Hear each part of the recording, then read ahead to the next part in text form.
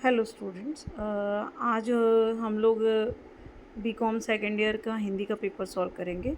Max to max अगर आप ये पेपर सॉल्व कर लेते हैं तो 90% चांसेस रहते हैं इनमें से काफ़ी सारे क्वेश्चंस आपको मिल जाएंगे। तो आप लास्ट तक क्वेश्चन के आंसर तक बने रहें। पहला क्वेश्चन है, भगवत गीता कौन सा योग, गीता में कौन सा योग नहीं है? विभूति योग, कर्म योग, हठ योग, पुरुषोत्तम योग। तो इसका सही उत्तर है हठ योग। प्रश्न नंबर 2, कामनाओं के वास स्थान में सम्मिलित नहीं है? इंद्रियां, साधना, मन, बुद्धि। तो इसमें आएगा साधना। प्रश्न नंबर 3, भगवद गीता की रचना किसने की है? महाकवि कालिदास, महाकवि वाल्मीकि, महाकवि वेद व्यास या महाकवि तुलसीदास। तो आप सभी को पता होगा कि भगवद गीता की जो रचना है वो महाकवि वेद व्यास ने की है। गीता के तीसरे अध्याय में कुल कितने श्लोक हैं? भगवद गीता के तीसरे अध्याय में 42, 47, 43 या 34। तो इसमें 43 श्लोक हैं। प्रश्न नंबर 5, निराला किस छंद के प्रवर्तक रहे हैं? मुक्तक छंद के, चौपाई छंद के, रोला छंद के या कुंडलिया छंद के? तो इसका सही उत्तर आएगा मुक्तक छंद के। प्रश्न नंबर 6, जागो फिर एक बार कविता में कौन सा भाव निहित है? तो जागो फिर एक बार कविता में उत्साह है, करुणा है, सुगुप्सा है या शोक है? तो इसमें जो भाव है वो है उत्साह। प्रश्न नंबर 7, तीन तप कौन से हैं? समुद्री, आकाशीय, दैहिक, दैविक, मौलिक, लौकिक, अलौकिक, आध्यात्मिक। इनमें से कोई नहीं। तो इसमें सही उत्तर आएगा लौकिक, अलौकिक और आध्यात्मिक। प्रश्न नंबर 8, निराला किस वाद के कवि माने जाते हैं? प्रकृतिवाद, छायावाद, प्रगतिशीलवाद या प्रयोगवाद? तो इसका सही उत्तर आएगा छायावाद। छायावाद के 3 आधार स्तंभ रहे हैं जिसमें जयशंकर प्रसाद और महादेवी वर्मा का भी नाम आता है। प्रश्न नंबर 9, शिष्यकाल किस धर्म से लिया गया है? सिख से, इस्लाम से, मानव से, सनातन धर्म से? तो इसका सही उत्तर आएगा सिख धर्म से। ऐसे बहुत सारे क्वेश्चंस हैं जिनके आंसर आपको आते भी होंगे। मृत्युंजय, अगला प्रश्न है, मृत्युंजय व्योम वेश के समान मृत्युंजय किसे कहा गया है?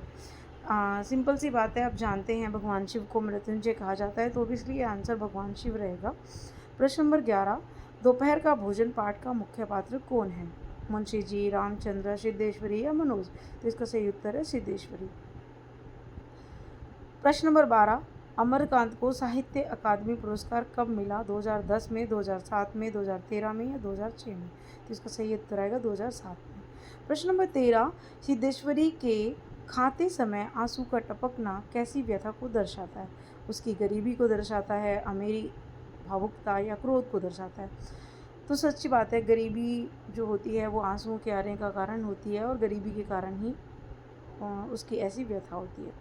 प्रश्न नंबर 14, कहानीकार अमरकांत ने अपनी साहित्यिक जीवन की शुरुआत कैसे की? पत्रकारिता, मंच संचालन, यात्रा वृत्तांत या निबंध लेखन? तो इसका सही उत्तर है पत्रकारिता। अगला प्रश्न है, दोपहर का भोजन कहानी के लेखक कौन है? अमरकांत, मोहन राकेश, कबीरदास, हरिशंकर प्रसाई? तो दोपहर का भोजन जो लिखा है वो लिखा है अमरकांत ने। पुराणों के अनुसार पक्षियों का गुरु किसे माना जाता है? बाघ, शेर, काकबिसुंडी या लोमड़ी? तो इसका सही उत्तर आएगा काकबिसुंडी को, जिसे कौवा भी कहा जाता है। लेखिका के अस्वस्थ होने पर गिलू क्या भूमिका निभा रहा था? पारिवारिक भूमिका, एक चिकित्सक की भूमिका, एक मित्र की भूमिका या घर के सम्मानित सदस्य की भूमिका? तो इसका सही उत्तर आएगा चिकित्सक की भूमिका।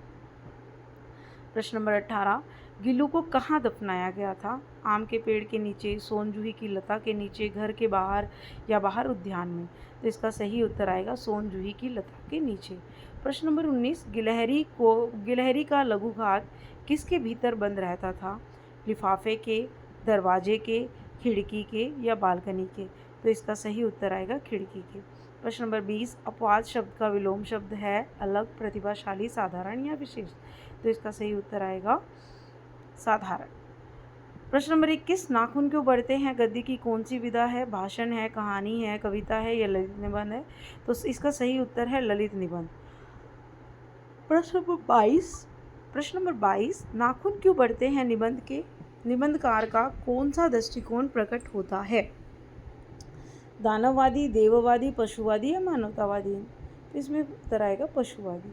प्रश्न नंबर 23, मनुष्य को नाखून की ज़रूरत कब थी? जंगली जीवन में, अशिक्षित जीवन में, शिक्षित जीवन में या अविकसित जीवन में? तो इसका सही उत्तर आएगा जंगली जीवन में। प्रश्न नंबर 24, नाखून क्यों बढ़ते हैं पाठ में बूढ़े ने सबसे बड़ी चीज़ किसे माना है? नाखून क्यों बढ़ते हैं पाठ में? प्रेम, क्रोध, भय या फिर घृणा? तो इसका सही उत्तर आएगा प्रेम। क्योंकि प्रेम एक ऐसी चीज़ है जिससे क्रोध को शांत किया जा सकता है। नेक्स्ट क्वेश्चन है, नख किसका प्रतीक है? नख मतलब होता है नाखून। मानवता का, पशुता का और दोनों का, या इनमें से कोई नहीं? तो इसका सही उत्तर है पशुता का। अगला प्रश्न, द्विवेदी जी को आलोक पर्व पर कौन सा पुरस्कार मिला? प्रेमचंद पुरस्कार, कुमारन पुरस्कार, साहित्य अकादमी पुरस्कार या ज्ञानपीठ पुरस्कार? तो इसका सही उत्तर है साहित्य अकादमी पुरस्कार। प्रश्न नंबर 27, मामूलिया शिल्प कहाँ प्रसिद्ध है? बघेलखंड, बुंदेलखंड, निमाड़ या फिर मालवा? तो इसका सही उत्तर आएगा बुंदेलखंड। प्रश्न नंबर 28 है, लोक नृत्य का राजा किसे कहा जाता है? केहरा, कर्मा या किमाली? तो इसमें ब आएगा कर्मा। ठीक है। नृत्य महोत्सव के लिए कौन सा शहर प्रसिद्ध है? भोपाल, चंदेरी, खजुराहो या ओरछा?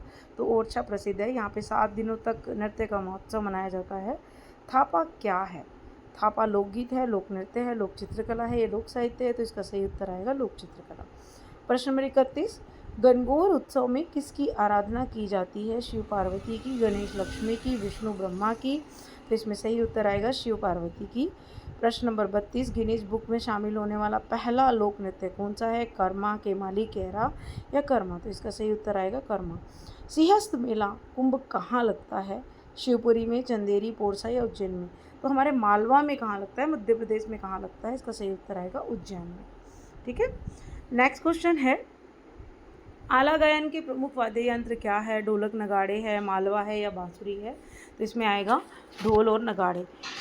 कौन सा गायन गद्य और पद्य दोनों शैली में गाया जाता है? बरसाती वार्ता, गणगौर, निर्गुणा गायन या श्रवण?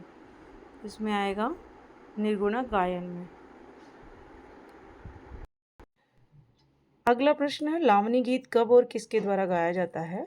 स्त्री पुरुष, स्त्री या फिर शाम को गाया जाता है, पुरुष शाम को गाते हैं, या स्त्री सुबह या फिर पुरुष सुबह गाते हैं? तो इसका सही उत्तर आएगा, ये स्त्रियों द्वारा गाया जाता है शाम के समय। मृदंग और झांझ के साथ उच्च स्वर में गाया जाने वाला लोक गायन कौन सा है? कलगी तुर्रा है, गणगौर है, संत सिंगा जी के भजन है या फिर कृषकों द्वारा गाया जाता है? तो ये है कलगी तुर्रा।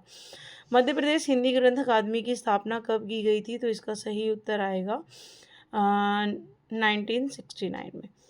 प्रश्न नंबर 39, मध्य प्रदेश के लोक कला परिषद कहाँ? मध्य प्रदेश में लोक कला परिषद कहाँ प्रसिद्ध है, कहाँ स्थित है? इंदौर, भोपाल, ग्वालियर या उज्जैन? तो इसका सही उत्तर है भोपाल।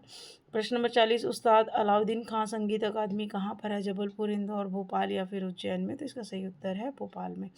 प्रश्न नंबर 41, अपना समूह लेकर रह जाना मुहावरे का क्या अर्थ है? थक जाना, काम ना बनना, समझ आना या फिर झपकी आना? तो इसका सही उत्तर है काम न बनना। प्रश्न नंबर 42, सूरत नजर आना का क्या अर्थ है? उपाय सूझना, गुण प्रकट होना, बहुत दिनों बाद दिखाई देना, वास्तविकता का पता चलना? तो सही है इसका वास्तविकता का पता चलना। प्रश्न नंबर 43 है, अंधेर नगरी का क्या अर्थ होता है? अन्याय की जगह, राज्य विहीन जगह जहाँ अंधेरा हो या फिर प्रजा रहित राज्य। अन्याय की जगह जहाँ पे निरंतर अन्याय चलता हो। निम्नलिखित में से कौन सा द्वंद्व समास का उदाहरण नहीं है? देश विदेश, धर्म भ्रष्ट, पाप पुण्य और राग द्वेष? तो इसका सही उत्तर आएगा धर्म भ्रष्ट। ठीक है। प्रश्न नंबर 45, माखन चोर में समास कौन सा है? बहुब्रीहि समास, द्वंद्व समास, कर्मधारय समास या द्विगु समास? तो इसका सही उत्तर आएगा बहुब्रीहि समास। समास का शाब्दिक अर्थ क्या होता है? संक्षेप, विस्तार, विग्रह या फिर विच्छेद? तो समास का शाब्दिक अर्थ होता है विस्तार। संस्कृति के विकास की गति कैसी होती है? मंद, तीव्र, अत्यंत तीव्र या कैसी? तो इसकी गति होती है मंद। औपचारिक शिक्षा के अभिकरण क्या हैं? औपचारिक शिक्षा परिवार, राज्य, समुदाय या विद्यालय? तो विद्यालय आएगा। स्वस्थ शरीर में ही स्वस्थ मस्तिष्क का वास होता है। तो ये किसने कहा है? ये महात्मा गांधी ने कहा है। सूचना समाज का प्रयोग किस क्षेत्र में हुआ? सामाजिक ज्ञान, सामाजिक विज्ञान या फिर विज्ञान, उपरोक्त सभी? तो इसका सही उत्तर आएगा उपरोक्त